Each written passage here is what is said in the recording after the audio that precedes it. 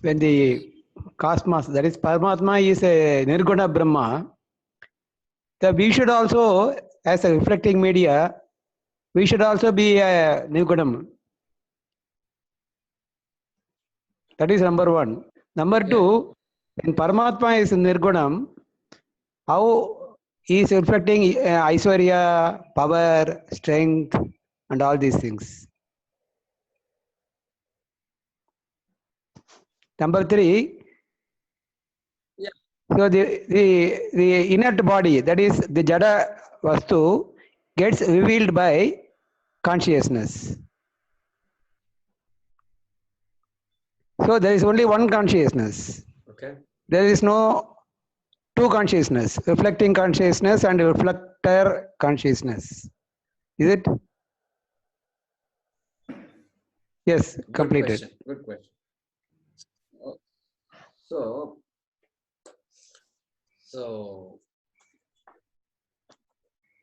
this brings up the point that I wanted to discuss but did not have time, which is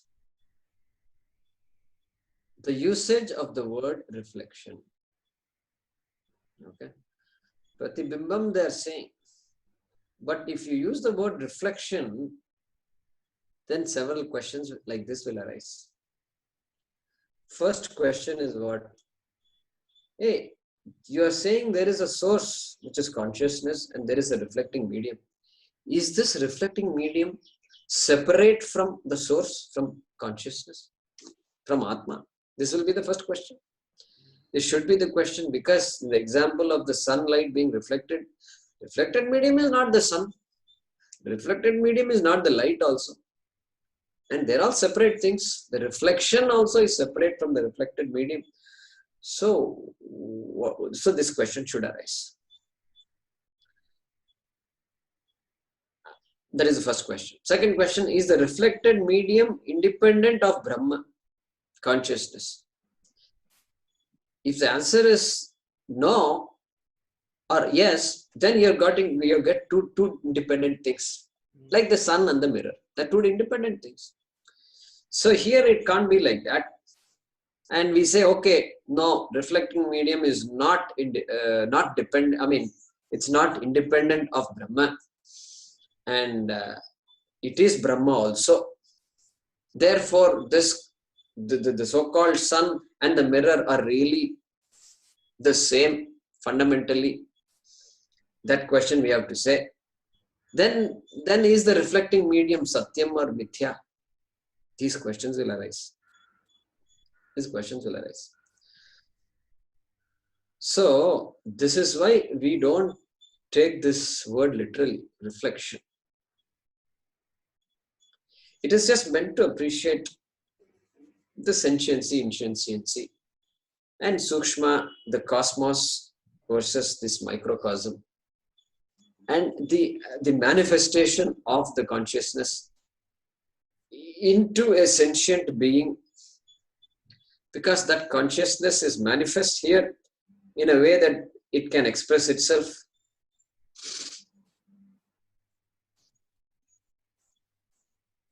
And even though in a stone the consciousness is not expressing itself, still that stone is also that same Satchidananda. Okay. So we have to be careful when we use the word reflection. We use it and then we take it back. We just say, okay, this consciousness is able to manifest even more in a sentient being. And even among sentient beings, the human being is there. Then there are animals which are also conscious, of course, which are able to express themselves in so many ways. And then there is a plant kingdom, and where the trees are there, they grow so tall and they're able to do so many things. They're limited, they don't very limited function. And then there are microorganisms. And there are like that which are also further limited, and even which have functions. So like this, there are there. So just so we be careful, we are not going to take the word reflection too literally. Consciousness is manifest in different ways, and The beauty is, yes, consciousness is nirgunam. Nirgunam. And yet, we see so many qualities. Everything is mithya. So we have to invoke the idea, this what we learned earlier, Satyam and Mithya. Mithya has qualities, Satyam has no qualities. Correct? The pot has qualities. Pot has qualities.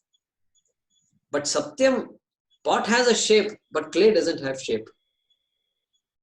Even though we say clay's color is pot's color, etc. But if you further analyze clay, what you end up with is Satyam, which has no qualities. So what's amazing about this, our view is that which has no qualities has the capacity to be manifest as that which has qualities. That is what we will say. Nothing, I mean, it's for us it is maybe hard to imagine or hard to believe, but that's the model. Not just the model, but that is Satyam.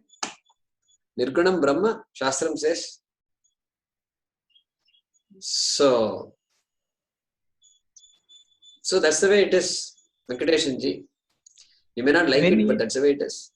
When he is Nirgunam, how he is passing on qualities to others. That is Jivatma. Correct. That is how it is.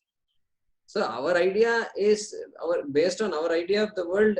We find it difficult to appreciate it, because when I make sambar and I put all these things, so chili powder, the sambar powder I put or chili powder I put, and I measure it in a right amount of quantity, because the more I put, the more hotter it's going to be, spicier it's going to be. And so this is my idea of creation. Everybody's idea of creation is like this.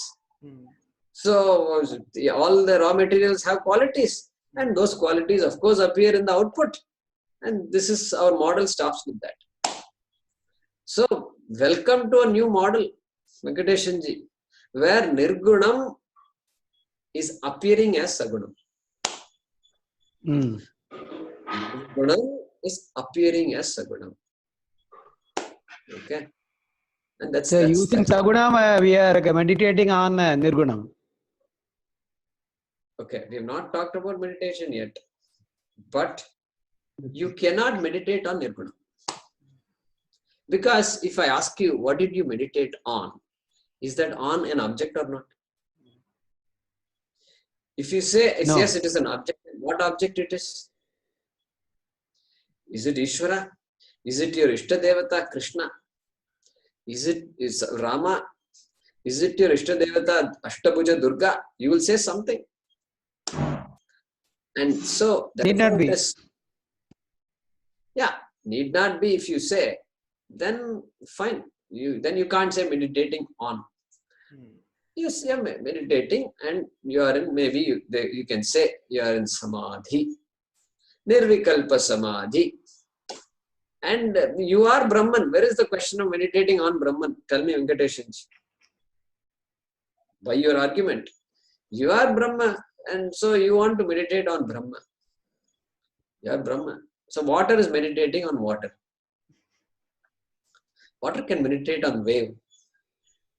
And because meditation means thought, if you are saying thought, the thought is finite. A thought has a form. Thought of something. If you say thought of nothing,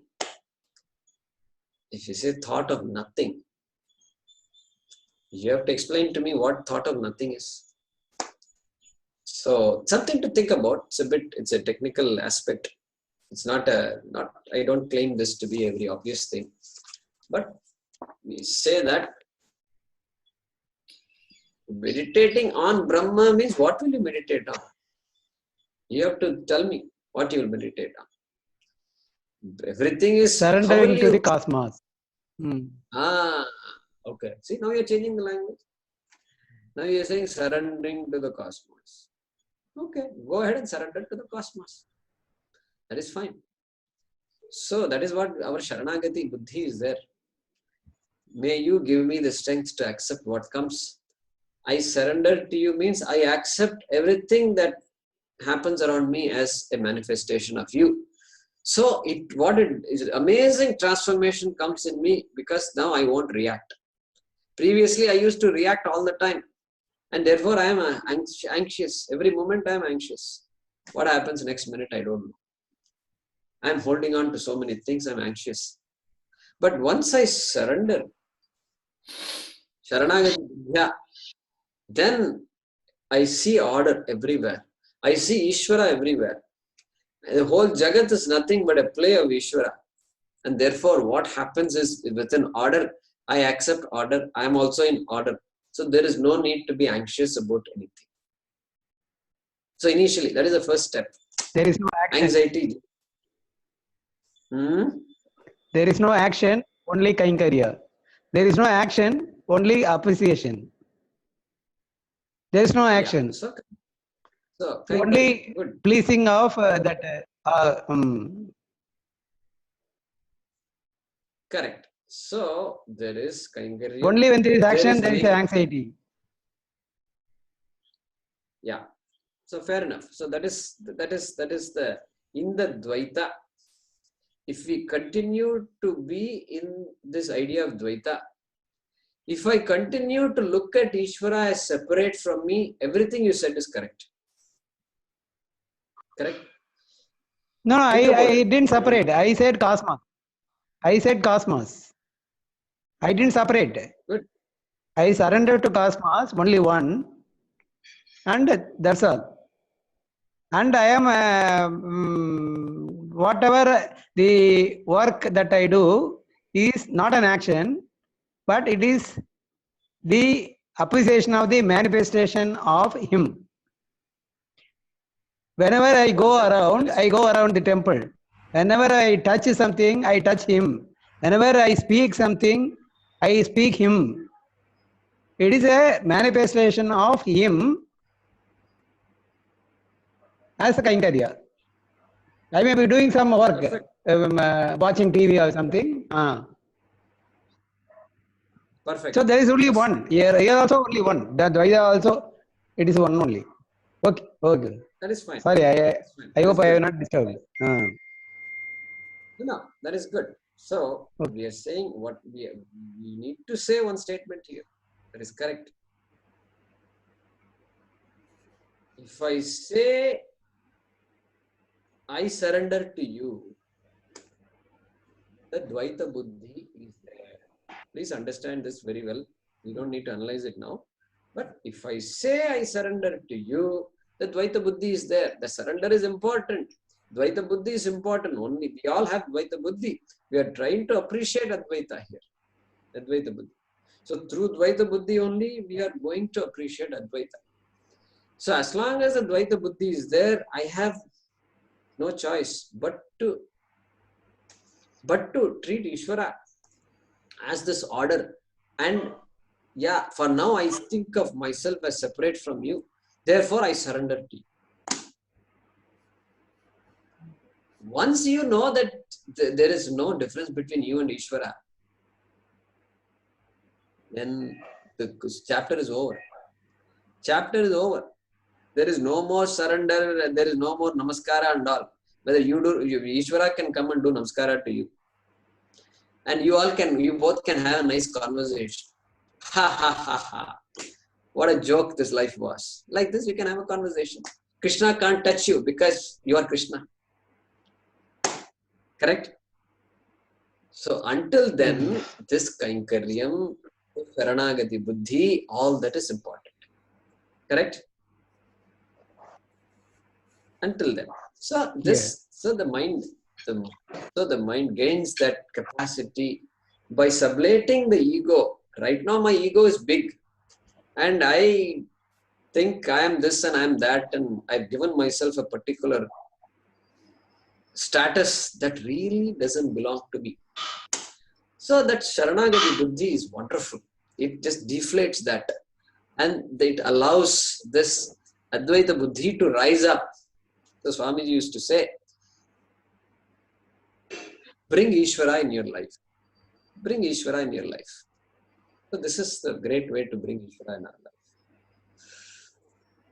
Good. Any other questions? Thanks, Venkatesh.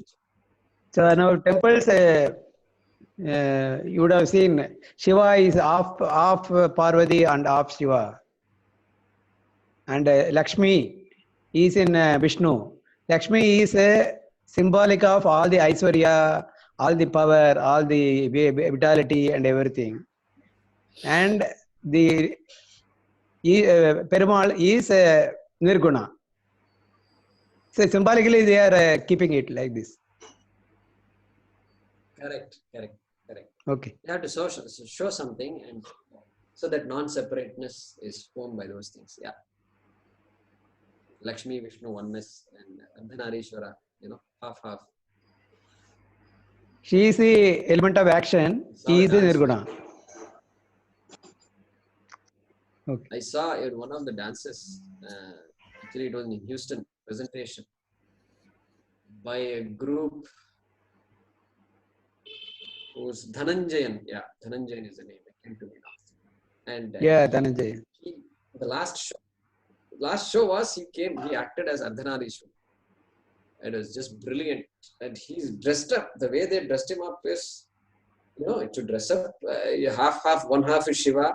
Means the face also should be colored, dressed up in that way. And this half is Parvati.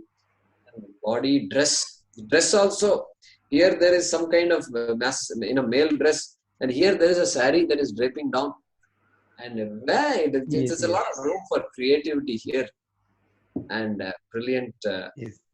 Brilliant it was. And I suppose if this eye has to be moved, this eye should not move. I don't know what all what all Bharatanatyam tells about presenting Ardhanarishwara, we don't know. So yeah, you're right. Okay. So if there are no other questions, we will. If no other question, I have a general question. Today there was a final test between New Zealand and England, and I was thinking when New Zealand was about to win and they lost, what type of karma is that for them? Is it country karma or team karma or captain karma? Correct. Good question. Unfortunately, Gahana Karmano Gatihi, Krishna says. Gahana Karmano Gati. Both the ways. So he says you can't even. I don't think he says I don't know, but he says we can't. This is too complicated. But we will say one thing: captain's karma is there, team's collective karma is there, and of course, country's karma is there. Because through prayer and other things, they can influence the outcome. And the team, of course, by being prayerful and by being more focused, they can influence the outcome. Of course, the captain has so much in her hands. So there is that to be talked about. So everybody involved in this. So it may appear that one person did this or a couple of people did it. But yeah, it's everybody. But the mind looks for answers, right? Constantly answers. Why? And, now, see, that why only one set of people ask. The other set of people don't ask why. They are happy, they walk away. And they go have answer.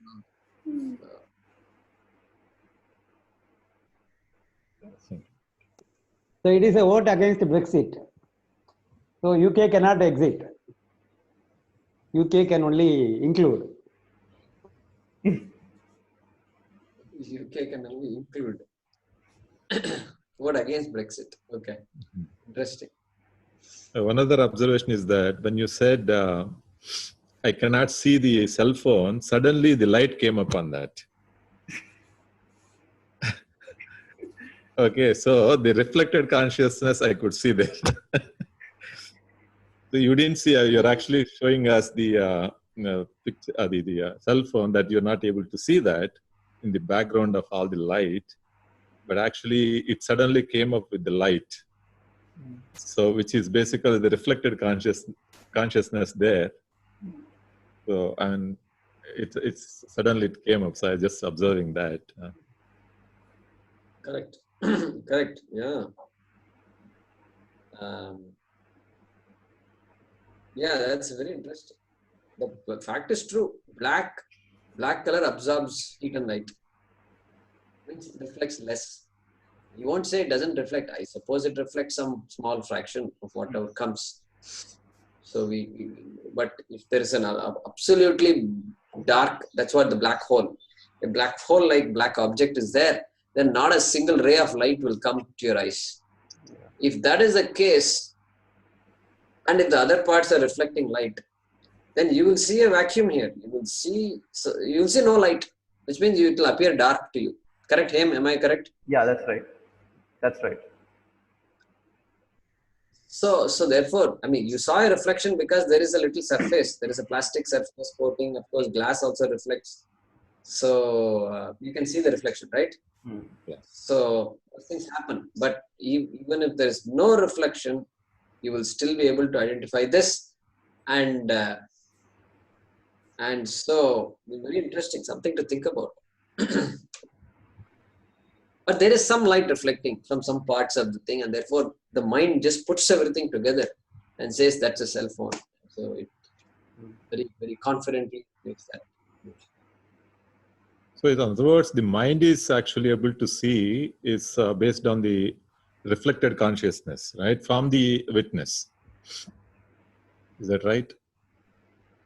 In other words, the consciousness which the mind is able to think through or able to perceive things is actually taken from the reflected consciousness, which is actually in turn from the witness.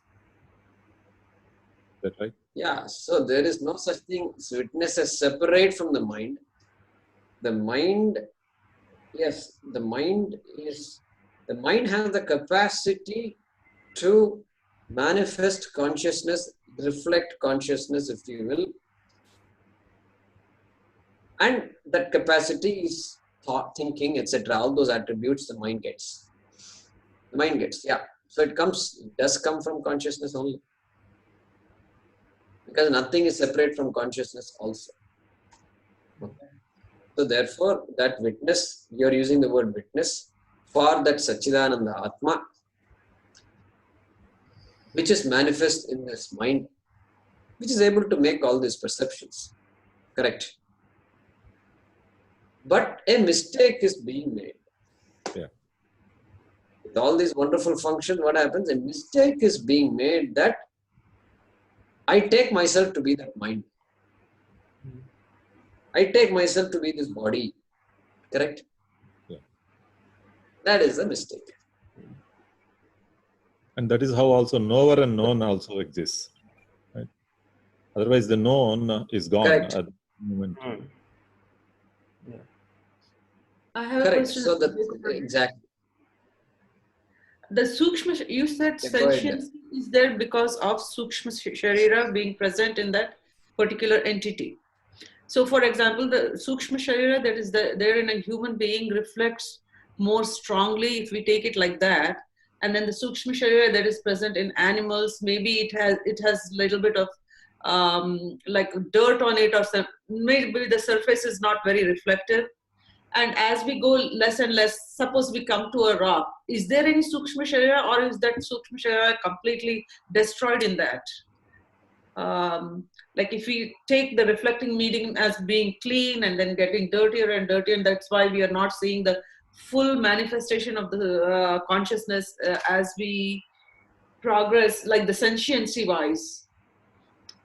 Why is that? Like, is it just matter of the reflecting medium, the Sukshma Sharira being in a different way or something like that? I don't know, like how to express it, but why is that we see something more sentient than the others? If it is all dependent just on the Sukshma Sharira. Because consciousness, So we the happen to, reflected medium is different. yeah, consciousness is manifest as there is some an aspect called Sukshma Shariram, which makes some objects sentient, some objects, absence of which makes other objects insentient. So it is just presence or absence of Sukshma Shariram. So there is no Sukshma And, Sharira in the stone. It's not like it is there, correct. but it, Correct. okay, nothing, no, it doesn't exist. Okay. That's correct. Doesn't exist. Sukshma Shariram doesn't exist. So we can see how when the body's functions start failing, it's a good way to appreciate, in a patient or something like that. It's a way to appreciate how that Sukshma Sharira aspect. And so just last month, right, I told you the other class also, that multiple organ failure I was watching. And so the Sukshma Sharira slowly gives up. So the Sukshma aspect of the kidneys gone. So kidneys don't function at all. Okay. And likewise, the lungs are failing, and some other parts are failing.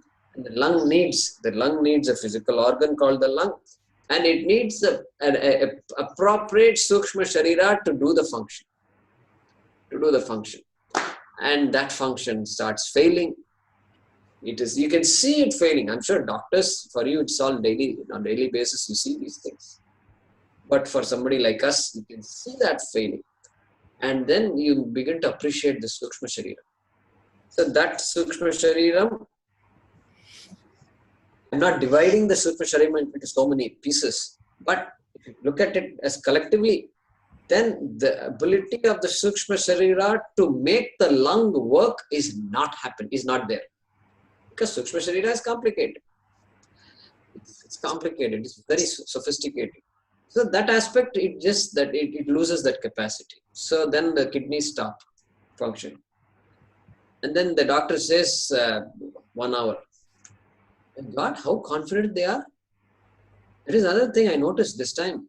And 1 hour doctor says, and within 45 minutes the person passed away.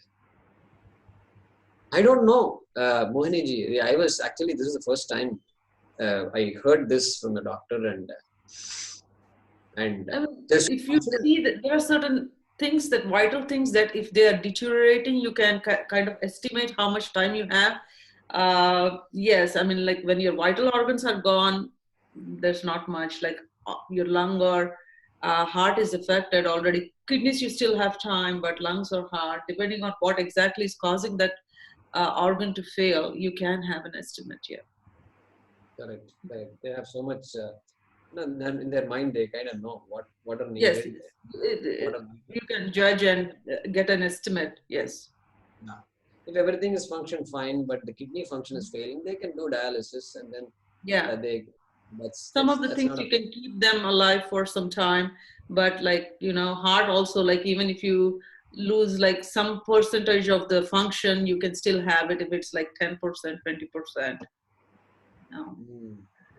And you are not able to reverse the process that is causing that, then there's no way you can confidently say that going to be few hours, or depending on what is going on, an hour. Yeah. So the reason I gave that example was the Sukshma Sharira. I could appreciate even more that how we take that for granted, and how the function deteriorates, and the Sukshma Sharira is ready. Too. Like one system fails, leads to the stress on other systems. The other system cannot tolerate that stress. Then that goes on affecting the other system. So they're all interdependent too. So how those things work is very complex, but you can still figure out because they're very related. I mean, like especially the respiratory and cardiac system.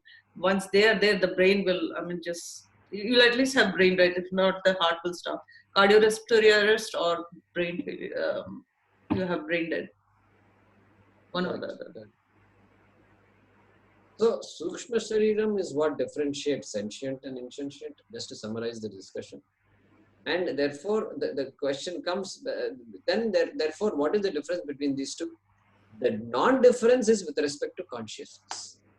That Satchidananda is the content of the stone and it is my content also. Consciousness, Chit. But the Chit is not manifest in a way. It is manifest in a sentient being. Because Sukshma Sharira is not there. That is the model says Sukshma Sharira is not there. Need not be So there. there is existence, but there is no ananda or there is no knowledge basically in that thing. Is that what it is?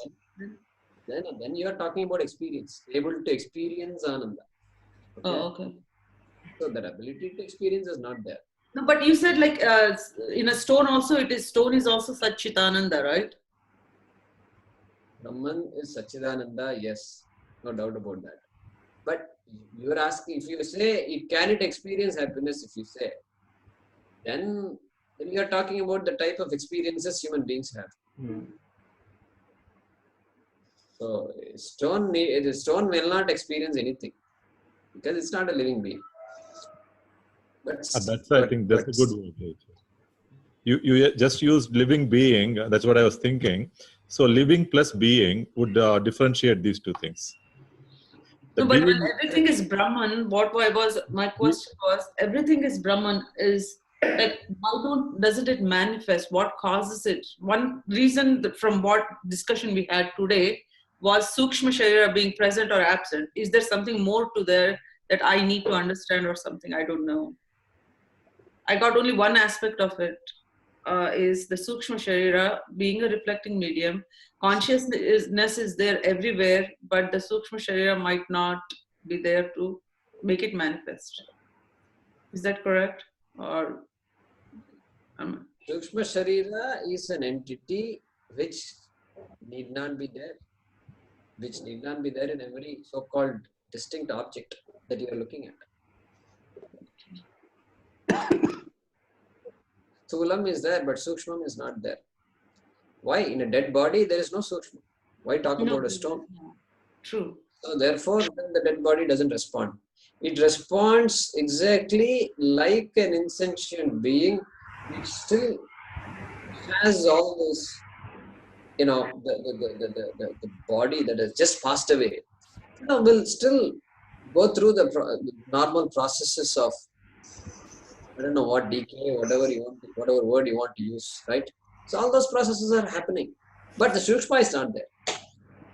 So therefore, we have the right, the survivors have the right to either cremate the body.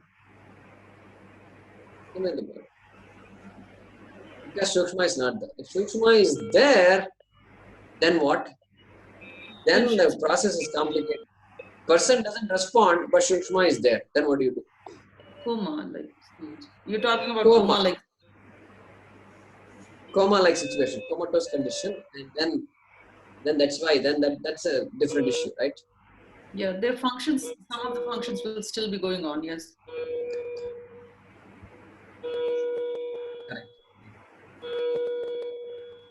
Good. So, Jayakumar, good discussion. Good. Just two comments. There is one more version. Yeah, there is some. 1 second. There is some noise. I muted everybody. Go ahead and unmute yourself. Yeah, just two comments on the questions. So one thing which is coming out is that when we think of consciousness, we always tend to objectify it.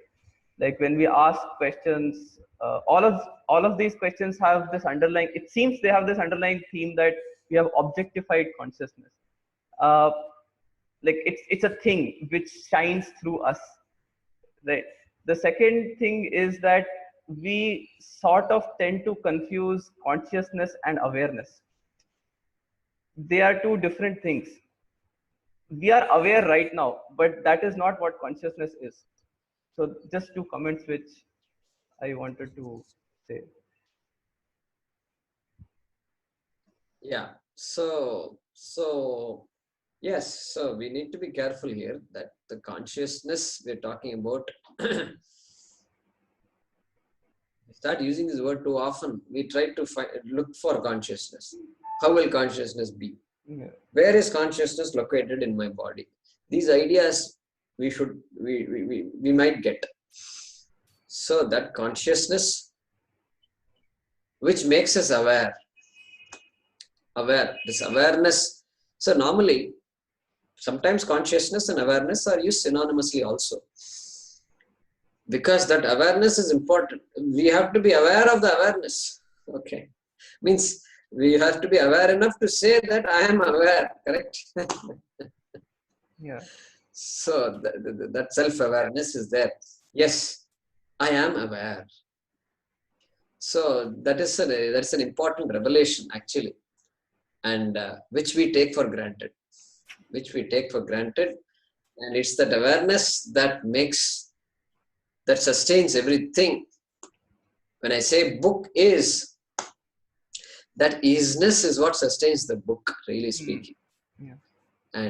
And so good observation.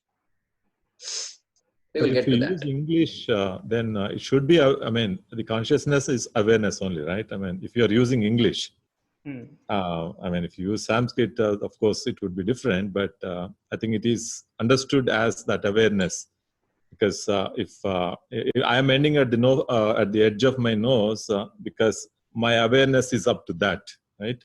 So my body is ending at the tip of my nose. That's the feeling which I have.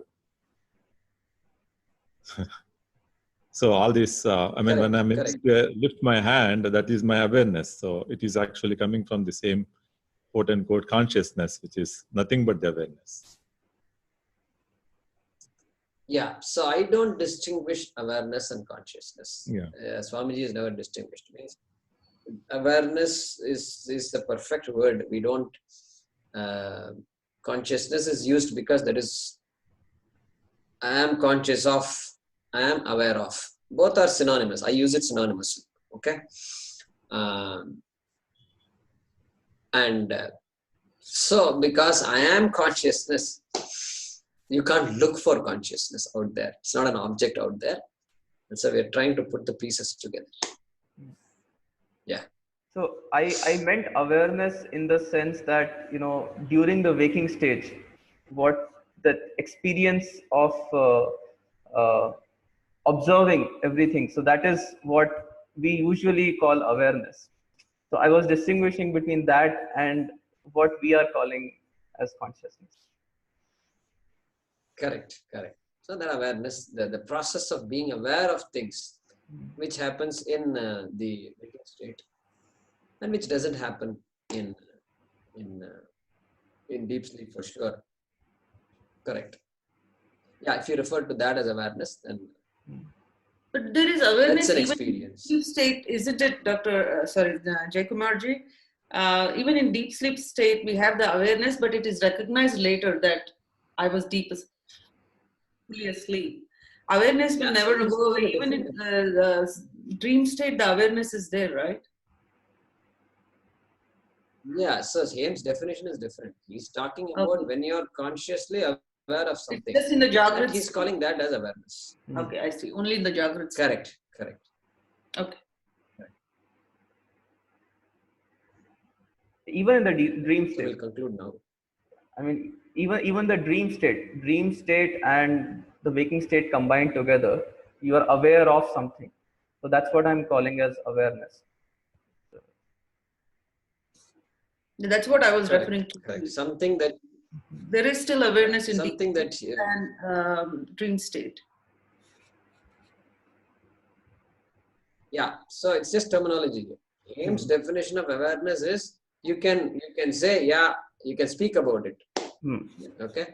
And that's there was that experience. If I had a wrong concept that there's no awareness in dream state and deep sleep state. But yeah, it's a different terminology. But I got it. Yeah. Okay. Yeah. So we'll